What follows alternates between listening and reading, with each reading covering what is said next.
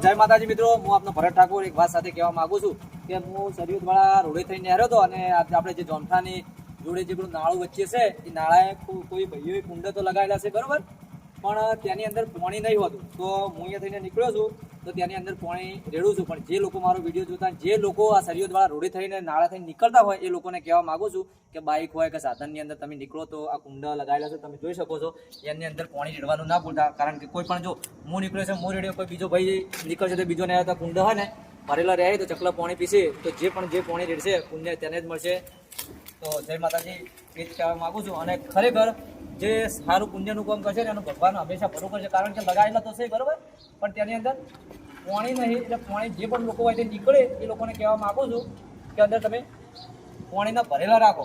કારણ કે એક આ તો બાટલો તો કોઈ પણ ના રિક્ષા હોય, સાધન હોય કે બાઇકમાં આપણને ખબર હોય કે આપણે નીકળતા હોય તો તેની અંદર આપણે પાણી પીએ બરોબર. કારણ કે હા